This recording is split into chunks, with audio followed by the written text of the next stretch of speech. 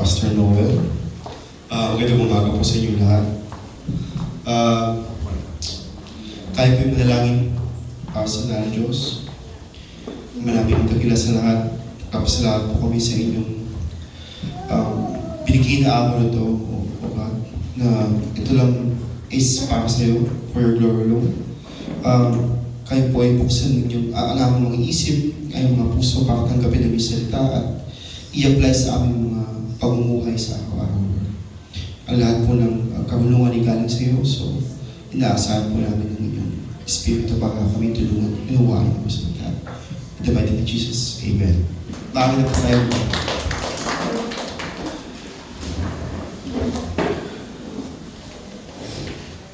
Ang salita po ng Diyos para sa araw na ito ay tungkol po sa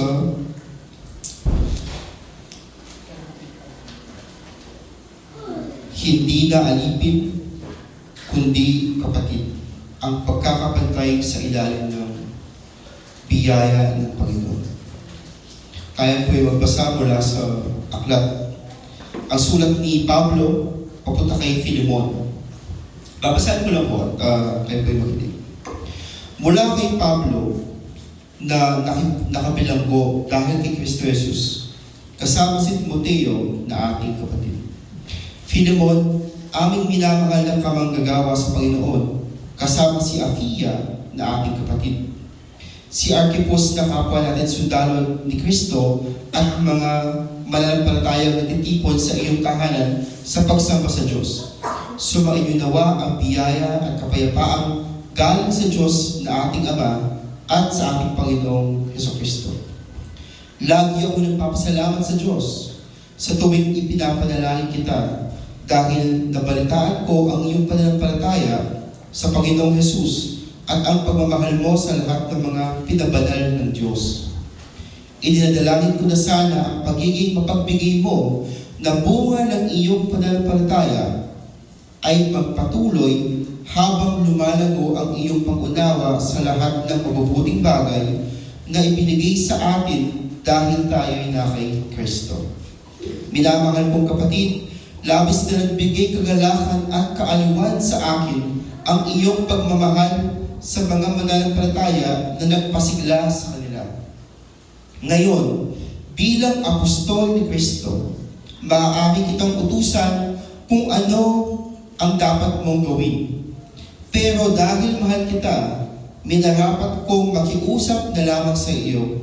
Kaya bilang isang nakakatanda at bilanggo dahil kay Kristo, nakikiusap ako sa iyo para kay Onesimus, na sana patawarin mo na siya. Siya'y naging anak ko sa pananampalataya dito sa bilangguan. Dati wala siyang pakinabang sa iyo, ngunit ngayon kapaki-pakinabang na siya sa ating dalawa. Pinapabalik ko na sa iyo ang minamahal kong si Onesimus. Gusto ko sanang dito na muna siya upang sa pamamagitan niya, makakatulong ka sa akin habang nakabilanggo ako dahil sa aking papahayag ng magandang balita. Ngunit ayaw ko itong gawin nang wala kang panitulot upang maging kusang loob ang iyong pagtulong at hindi sapilitan. Marahil nahiwalay siya sa iyo ng saglit upang sa kanyang pagbabalik ay hindi na kayo magkahiwalay pang muli. Kahit na alipin mo siya, isa na rin siyang minamahal na kapatid. Napamahal siya sa akin at lalo na sa iyo, ngayong hindi mo lang siya alipin kundi kapatid sa Panginoon. Kaya kung itinuturing mo akong kamanggagawa sa Panginoon, tanggapin mo siya na parang ako ang iyong tinanggap. Kung siya man ay nagkasala o nagkulang sa iyo, ako na lamang ang singilin mo. Ako mismo, si Pablo, ang sumulat nito. Ako ang magbabayad sa anumang pagkakautang niya sa iyo, kahit na kung tutuusin ay utang mo sa akin ang iyong pagkakakilala kay Kristo. Kaya kapatid, pagbigyan mo sana ang aking kahilingan alang-alang sa Panginoon. Paligayahin ko ang puso ko bilang kapatid kay Kristo. Sumulat ako dahil malaki ang tiwala kong pagbibigyan mo ang aking kahilingan at alam kong higit pa roon ang iyong gagawin. Siya nga pala, ipaghanda mo ako ng matuluyan dahil umaasa akong makakabalik sa inyo dahil sa inyong panalangin. Amen. Itong sulat na to ay sulat po ni Apostol Pablo mula sa kulungan. Nung siya po ay nakulong sa Roma, is nakilala niyo ho si Onesimus. Si Onesimus ho ay alipin ni Philemon. Ngayon, si Onesimus, may nagawa ko siyang mali. At siya po ay tumakas mula kay Philemon. Sa pagtakas po niya, maybe on his way, nakilala po niya yung Panginoong Jesucristo at naging Kristyano siya. At nung nakita sila ni Pablo sa Roma, sa bilangguan, is nakwento mo siguro ni Onesimus kay Pablo na amo niya pala si Philemon. Na si Philemon, ang reason po bakit naging Kristyano siya ay dahil kay Pablo. Ngayon kung sinulatan ni Pablo si Philemon tungkol kay Onesimus, ang sabi mo niya is na kung ano man yung pagkakasalan ni Onesimus, sigilin na niya si Pablo doon. At kung may utang man si Onesimus sa kanya, sigilin na niya si Pablo sa bagay na yun. Bakit po ganito yung sulat ni Pablo kay Philemon? Pag-usapan ko muna natin yung slavery or pagiging alipin ng unang panahon. Hindi po tulad dito yung alipin na pag sinasabi na yung mga Black Americans sa Amerika is, kasi po yung mga Black Americans sa Amerika, yung slavery po nila is dahil sa racism. Dahil tingin po nila sa mga itim, pababang klaseng tao sila. So, binenta po ng kapwa itim, yung kapwa nila itim, sa mga slave traders, at dinalaw sila sa Amerika, ginawa silang slave dahil sa ano nila, dahil sa lahi nila. Ang slavery ho sa ancient world is an economic, bago siyang trabaho. Pwede ho maging alipin ng isang doktor, pwede maging alipin ng isang mayaman na tao, pwede maging alipin ng isang tukha. Basically ho, let's see ang doktor, right? Ang doktor is para maging secured yung kanyang pera at secured yung kanyang pamumuhay, pwede siya magpaalipin sa isang mas mayaman sa kanya at maging siyang alipin na doktor nung pamilya na yun or nung buong sambak ng bahay na yun. So yun yung economic na way para buhayin yung sarili nung unang panahon. So, si Onesimus is, hindi natin na alam ng dahilan, is alipin siya ni Philemon. Maybe baka naghihirap siya sa buhay. So, binigay niya yung sarili niya sa pamilya ni Philemon para siya maging alipin ni Philemon. In return, si Philemon is ibibigay niya lahat ng pangangailangan ni Onesimus, bahay, pagkain, siguro asawa, hindi natin alam. Pero sa pamumuhay ni Onesimus at Philemon, nung hindi pa sila Kristyano, is nagkasala si Onesimus kay Philemon at siya'y tumakas. Ngayon, ang gusto ni Pablo is tanggapin muli ni Philemon si Onesimus hindi lang bilang alipin, kung hindi bilang kapatid kay Kristo. Anong reason nito? Bakit ganito si Pablo? Kasi, ang dalawang to ay patay na sila sa kasalanan. Si Philemon ay isang mayaman, edukadong tao, pero before kay Kristo, siya ay isang makasalanan at patay sa Espiritu. Si Onesimus, kahit na siya'y alipin at dukha, patay din siya sa kanyang kasalanan at siya'y patay espiritual. So pareho lang silang patay. Kahit na nung estado na sa buhay, spiritually, patay sila. Ngayon, dahil may isang Panginoon na sila, yung pagkaalipin ni Onesimus kay Philemon ay hindi na masyadong nagmamatter sa buhay nito. Ang point ni Paul is ganito. Binuhay ng Diyos ang dalawa. Kung totoo na ang kaligtasan ay dahil sa pagpili ng Diyos, hindi dahil sa kalidad ng tao, saan tatayo ang yabang ng sino?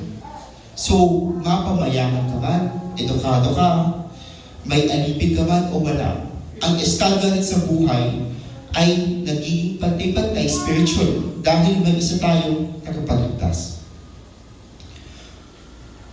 Pinantay ng Diyos ang nagkakaiba. Bago kay Kristo, si Philemon ay malaya sa lipunan, pero alipin ng kasalanan. Si Onesimus alipin sa lipunan at alipin din ng kasalanan. Pareho silang walang kakayahan na iligtas ang kanilang sarili. Pagkatapos kay Kristo, pareho silang binago ng Diyos.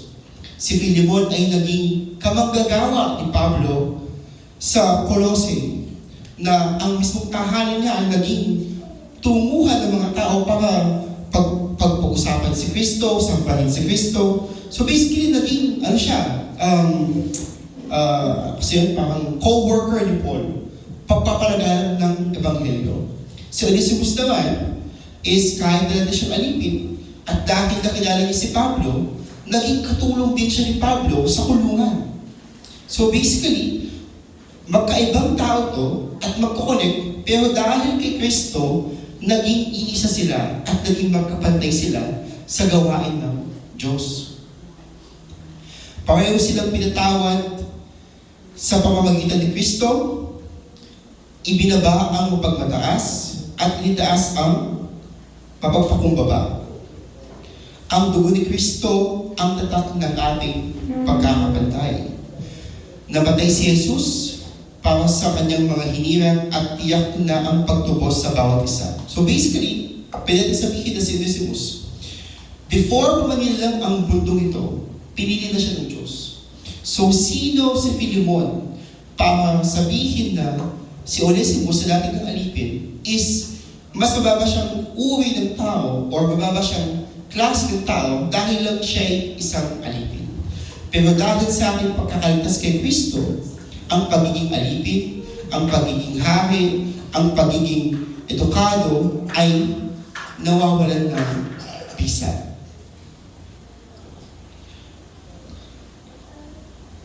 Ang dugong nagliligtas kay Filemon ay isang dugo na nagliligtas kay Onesimus. Hindi dalawa, hindi magka-level at iisa lang ang pinanggalingan, iisa ang halaga at iisa ang pamilya. Usually po kasi tayo, kapag po may mga, let's say, kasambahay po tayo, ang may mga bagay, or may mga tao na hindi naman ganun ka-edukado, hindi natin kaano sa mga estado ng buhay, may tendency po tayo, tignan sila na parang mababa. Or may tendency po tayo, tignan natin sa sarili natin is, tayo ay nakakaangat or nakakataas. Pero sa mata ng Diyos, tayo lahat ay mga makasalanan lamang. At tayo po ay niligtas sa isang pangalan lamang at kay Kristo lamang. Ang tunay na pagbabago ng puso ay nagbabago ng pakikitungo. Hindi tayo naniniwala na kaligtasan ay nakukuha sa mga mabuting gawa at sa estado ng buhay.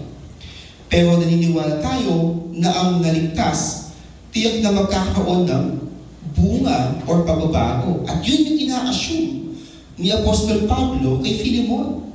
Ang sabi niya kay Filemon, na ako ay confident ako na tanggapin mo siya muli dahil ang kaligtasan mo ay galing kay Kristo. Tinanggap ni Filemon si Onesimus bilang kapatid, hindi mabubura ang tao ng Diyos. Sabi ni Pablo kay Filemon, tanggapin mo siya tulad ng pagtanggap mo sa akin. Ang pagkakakilanlan natin ngayon ay mas malakas kaysa nakaraan. Lumalapit tayo hindi base sa lumang label natin na alipin or master whatsoever, kundi base sa bagong relasyon kay Kristo. Bumalik si Onesimus hindi bilang property or pag-aari ni Filemon kung hindi bilang pamilya. Ano ang mensahe sa atin ngayon ito? Hindi ka niligtas para maging angat, kundi para maging mapagpasalamat. Hindi ka binago ng Espiritu para humusga, kundi para tumanggap ng ating mga kapatid. Ang Ebanghelyo ang gumawa ng dangal sa inaapi, pagpapakumbaba sa ginagalang, pagkakapantay sa dalawa. Hindi dahil pare-pareho ang pinagmulan natin, kundi dahil pare-pareho ang tumubos sa ating lahat. Sa kaligtasan, hindi tinitignan ng Diyos ang nakaraan mo, kundi ang anak niya na nasa iyong puso. At kung kaisa kayo ni Kristo, magkapatid kayo. Kung magkapatid kayo, magkapantay kayo. Kung magkapatay kayo, magmahal kayo ng walang itinatalo. Ang sabi ko sa Roma 12, versikulo 5, ganoon din naman tayo, kahit marami, iisa ang katawan natin kay Kristo, at bawat isa'y magkakaugnay bilang bahagi ng isa't isa.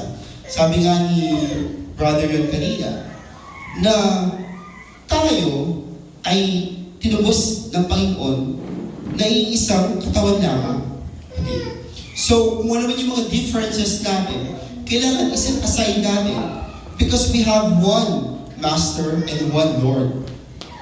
Ang sabi ko sa 1 Corinthians 12:12 to 13, sapagkat kung paanong iisa ang katawan, ngunit maraming bahagi, at kahit marami ang bahagi, iisa pa rin ang katawan. Ganito rin tayo kay Kristo. Lahat tayo, mapahudyo, Hudyo man o Griego, alipin man o malaya, binautismuhan sa iisang Espiritu Santo at pinainom ng iisang Espiritu. Sabi ko sa Colossians chapter 3 verse 11, dito walang Griego o walang Hudyo. Ang Griego ho ay means Gentile, tayo yun, mga non-Jew. Walang tuli o hindi tuli, walang dayuhan o tag-ibang kultura, walang alipin o malayo, si Kristo ang lahat at siya'y nasa lahat. Ang pagiging pagkakapatid-patid ng mga magkakapatid, sabi sa Galatians chapter 3 verse 26-28, sapagkat sa pamamagitan ng pananampalataya, lahat kayo'y anak ng Diyos kay Kristo Jesus, at yamang na bautismuhan kayo kay Kristo, ibinihis ninyo si Kristo, kaya't wala nang pagkakaiba ang Hudyo at Griego, ang alipin at malaya, ang lalaki at babae, lahat kayo'y iisa kay Kristo. So wala po tayong room para mag-discriminate ng mga tao hindi natin kapantay sa buhay ito, mga kapatid.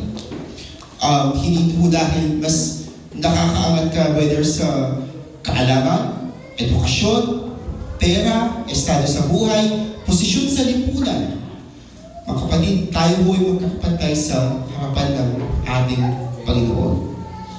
Sabi po sa John chapter 3 verse 1, 1 John chapter 3 verse 1 and 2, masdan ninyo kung gaano kalaki ang pag-ibig na ibinigay ng Diyos Ama sa atin.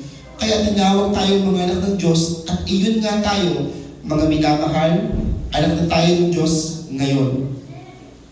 Ang sabi mo sa James chapter 2 verse 1, mga kapatid ko sa pananampalataya, sa ating maluwalhating Panginoong Yesu Kristo, huwag kayong magtatangi ng tao.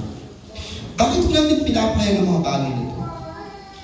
Kasi sa mata ng mga non-believers, ang makikita lang muna sa isang church o sa mga magkakapatid kay Kristo ay yung ating mga pagmamahalan. Ang reason kung bakit sa New Testament is ang ating Panginoong Kristo, Jesu Kristo at ang kanyang mga apostol, lagi niya akong sinasabi is, love one another. Love one another. Bakit po? Kasi alam po ng ating Panginoong Jesu Kristo na tayo ay magkakaalitan. Darating ang panahon na magkakaroon tayo ng samaan ng loob. Darating ang panahon may mga hindi pagkakaintindihan, may mga pag-aaway ang mga magkapatid kay Kristo. Alam niyo po yun, dahil tayo may makasalanan tao eh. Bakit po ang pinaka-command niya is love one another? In fact, sabi ko niya sa John chapter 13, verse 34 to 35, isang bagong utos ang binibigay ko sa inyo, mag-ibigan kayo. Kung paanong iniibig ko kayo, ganoon din kayo mag-ibigan. Sa ganito, makikilala ng lahat na kayo'y mga alagad ko. Sabi ba dito is, makikilala kayo kung gano'n kayo galing mag-preach? Hindi ba kapatid? Makikilala ba kayo gano'n kayo galing kumanta? Tumatayo ba kayo dito? Makikilala ba kayo gano'n kadami yung binibigay nyo sa mga charity or whatsoever? Hindi po mga kapatid. Makikilala kayo na alagad kayo ni Kristo kapag kayo'y nag-iibigan. Bakit?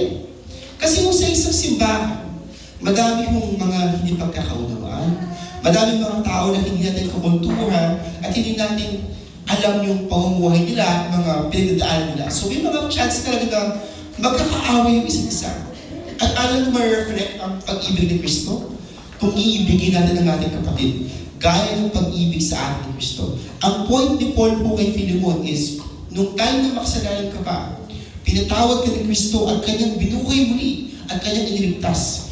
Itong si Onesimus, na naging kapatid mo na kay Kristo, kailangan mo siyang patawarin at tanggapin muli dahil siya rin ay binago at pinubos ng ating Panginoon sa Kristo. Ang command po sa atin bilang Kristiyano is ibigin natin isa't isa. Whether mas mababa yung isa ng buhay sa atin, whether siya ay ating helper, or siya atin ay kasama sa mga bagay-bagay sa simbahan, is hindi po tayo pwedeng maging mapagmataas. At tingnan natin ating kapatid kay Kristo mas mababa sa atin dahil lang sa kanyang physical appearance, katayuan sa buhay. Hindi po mga kapatid. Hindi po yun ang gusto ng Diyos sa atin. Kung kayo man po ay, ang sabi nga sa Biblia is, paano po kayo maghahandog sa Panginoon kung may galit kayo sa inyong kapatid?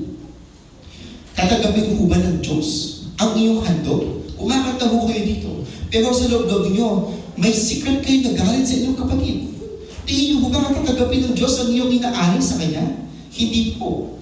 Ang sabi ng Panginoon, makipag-reconcile kayo sa iyong kapatid and then pumunta kayo sa iyong Panginoon. Dahil kung pinatawad kayo ng Panginoon, kailangan mo maging mapagpatawad mo tayo sa ating mga kapatid. Kung minahal kayo ng Panginoon, kailangan pagmahal din mo tayo sa ating mga kapatid. Mahirap po itong gawin, kaya ako kino-command tayo ng Panginoon na gawin ito. Dahil mahirap itong gawin, dahil makasalanan mo tayo Ma-pride tayo. Gusto natin yung sarili natin, gusto natin yung tayo yung tama at mali yung ibang tao. Pero anong sabi ng Diyos? The mere fact na pinatawad ka ng Diyos is kailangan tayo ay maging mapagpatawad. Kung magrasya sa iyo yung Diyos, maging magrasya din po tayo sa ating mga kapatid. Sabi ko sa 1 Peter 2:17, igalang ninyo ang lahat, ibigin ninyo ang mga kapatid, matakot kayo sa Diyos at igalang ninyo ang hari. Kailangan po may takot po tayo sa Diyos, mga kapatid. Hindi po tayo pwedeng paiyak tayo dito, pakanta na tayo dito, at nagsasamba tayo, sinasabi natin na mahal natin ng Diyos, pero hindi natin kayang patawakan ng ating kapatid. Hindi natin kaya may pag-reconcile sa ating kapatid. At puro tayo ng galit, puro tayo ng hatred or ng frustration sa ating kapatid. Mga kapatid, hindi po tayo niligtas para maging gano'n. Binabago tayo ng Diyos, at binago tayo ng Diyos, binigay sa atin ang kanyang Espiritu para mag-reflect natin kung sino ang Diyos. Again, inuulit ko ho, nagkikilala ho tayo ng mga non-believers sa ating pag-ibig sa isa't isa. Hindi po tayo nagkikilala sa ating pananamit, sa ating itsura, sa ating sinasabi sa social media, kung hindi sa ating pag-ibig sa isa't isa. Dahil darating po yung panahon na may makakaaway mo kayo dito, whether you like it or not. Why? Because we are sinful people. And only God can give us salvation and forgiveness and grace. So, bottom line ko is, di ko na po makakabaan dahil may Holy Supper pa po tayo is, sa ating pong pamumuhay sa mundong ito, huwag po natin kalimutan na kahit po anong estado natin sa buhay, tayo po lahat ay makasalanan lamang. At hindi po natin nakuha ang kaligtasan kung gano'n tayo magaling, gano'n tayo tinitigalan ng mga tao, gano'n tayo kayaman, kundi niligtas tayo sa isang dugo at pangalan lamang. At yun lang po ang ating Panginoong Jesucristo. Tayo po ay manalangin. Panginoong Diyos, maraming salamat po sa inyong salita. Na patuloy po kami pinaalalahanan kung gaano kahalaga ang pagmamahal sa isa't isa.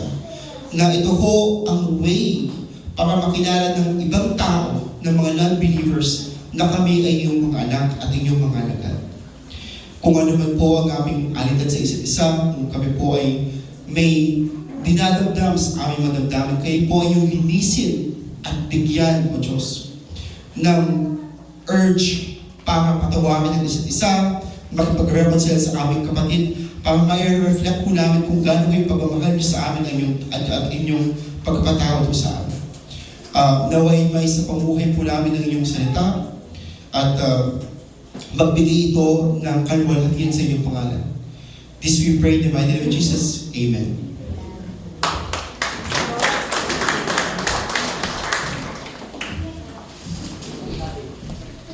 Praise the Lord, praise the Lord. Everybody say, praise the Lord. Palapakan po natin ang ating mga Panginoon. Tuloy po mga minamahal ng mga salita ng Diyos. Ito po ay nakakabusog. Amen po ba? Dahil po ang mga salita ng Diyos, ito po ang siyang pagkain po ng ating po mga kaluluwa. Amen. Kaya po minamahal, pagmula po kanina sa ating pong Bible study, ating pong napag-alaman mga minamahal na tayo po ay huwag kusgahan o magkusgahan, tayo po magkakapatid. Amen po ba? Dahil tayo po mga minamahal ay pantay-pantay sa harap ng Diyos, na tayo po ay makasalanan lamang sa harap ng Diyos, na tayo po lamang ay tumanggap ng biyaya ng ating Panginoon. So ibig sabihin mga minamahal, ang sabi nga po ng Matthew chapter 7 verse 21 o Matthew 7 verse 1, judge not that you will not be judged. Huwag kang humatol para hindi ka hatulan. Amen. As a second part ng ating pag-aaral ng mga salita ng Diyos, nandito na po ng ating mga napatid, Brother Ephraim, dito po mga minamahal, pinapakita ng ating Panginoon Yesus ayon sa pamamagitan po ng mga salita sa mga sulat po ni Apostol Pablo, mga minamahal, na dito po tayo po lahat ay pantay-pantay.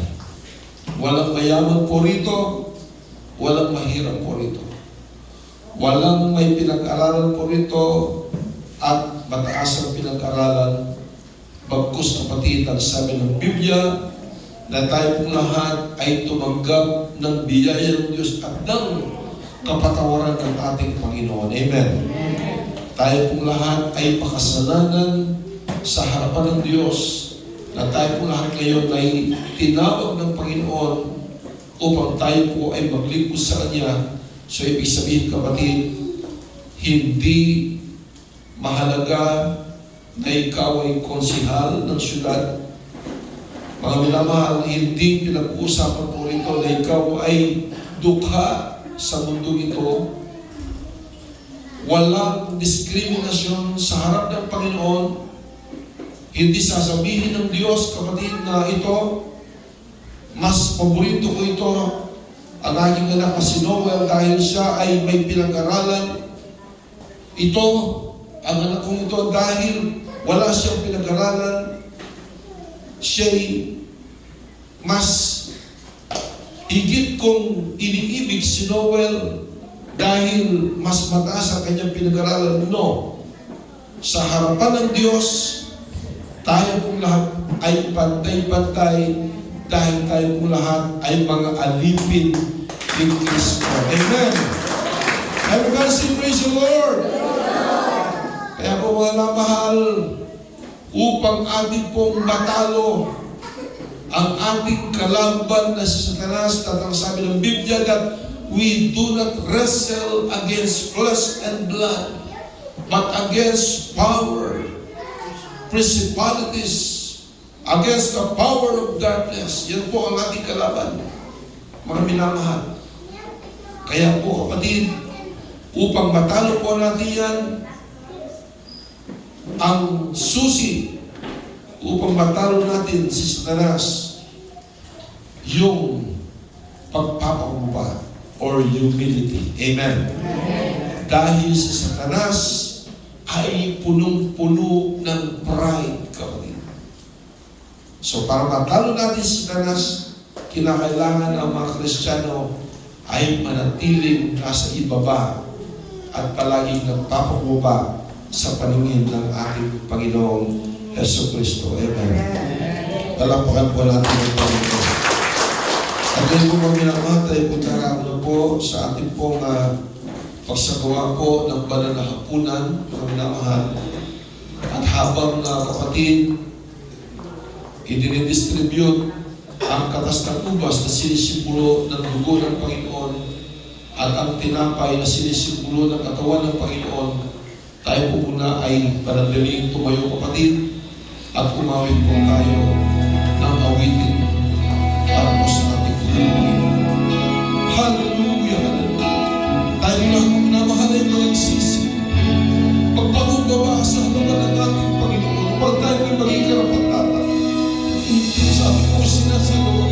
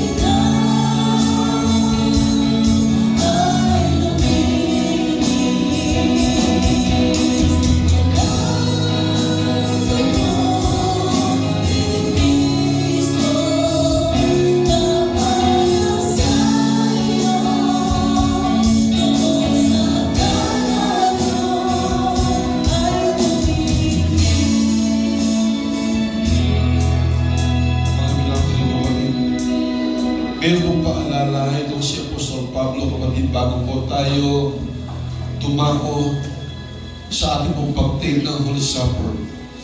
Ang sabi po niya dito sa 1 Corinthians chapter 11 verse 26, sapagkat sa tuwing kanin o sa tuwing kayo'y magsisikay ng tinapay na ito at magsiinom ng saro, ay ipinapahayag ninyo ang pagkamatay ng Panginoon hanggang sa kanyang pagparito.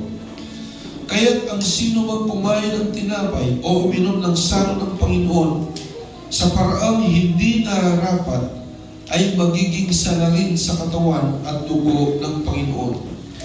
Datapwat siya sa atin muna ng tao ang kanyang sarili at pagkatapos kumain ng tinapay at uminom ng saro. Examine yourself. Siyasanin daw po kapatid ng tao ang kanyang sarili pagkatapos kumain ng tinapay at uminom ng saro. Mga minamahal, bago po tayo mag-take ng ating pong banal na hapunan, ating raw po kapatid, saksikin, siyasatin ang ating mga sarili, mga minamahal. Ibig sabihin, tayo po muna ay humingi ng tawad sa tayo nagkasala sa ating Panginoon. Aminin po sa Panginoon na tayo po'y makasalanan, mga minamahal. Yun ang gusto ng ating Panginoon. Ito po'y pagpapaalala po ni Apostol Pablo, mga minamahal, na ating po ibaba ang ating mga sarili. Na tayo po'y humingi ng kapatawaran sa ating mga Panginoon. Kaya lagi pong hinihiling ang bawat isang kapatid na tayo po lahat ay dumalangin sa ating Panginoon. Hallelujah. Opo, dakilang Diyos na makapangyarihan sa lahat. Mahal na Panginoon, Patawarin mo po kami, O Diyos, sa mga kasalanan po namin na amin pong nagagawa. Inaamin po namin, Panginoon, na kami po'y makasalanan. Inaamin po namin, Panginoon, nandiyan po mga kahinaan po namin. Kaya kahabagan mo, Diyos, ang bawat isa sa amin, ano Panginoon. Have mercy on us, Lord, for we are all sinners. Mahal na Panginoon, linisin mo, Diyos, ang aming mga puso sa mga sandaling ito upang kami maging karapat-dapat sa aming pang pagsagawa nitong banal na hapunan ito, Panginoon. Salamat, O Diyos, sa iyong kahabagan. Salamat. Ito po ang aming dalangin at pasalamat sa pangalan ni Jesus. Amen. Inginaman kapatid, ating pong hawakan ang ating pong mga tinapay na sinisimbolo ng katawan ng ating Panginoon. Hallelujah. Sapagkat tinanggap ko sa Panginoon ang ibinibigay ko naman sa inyo ng Panginoong Yesus ng gabing siya'y ipagkanulo ay dumampot ng tinapay at nang siya'y magpasalamat ay kanyang pinagputol-putol at sinabi, ito ang aking katawan na pinagputol-putol dahil sa inyo. Gawin niyo ito sa pag-alaala sa akin. Kainin po natin ang tinapay.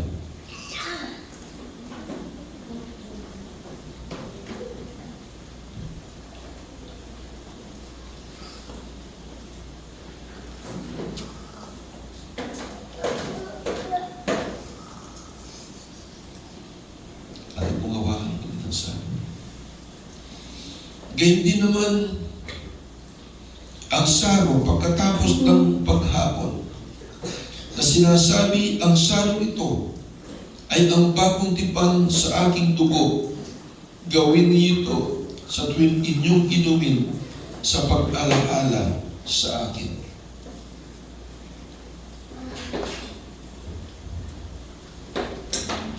Hallelujah.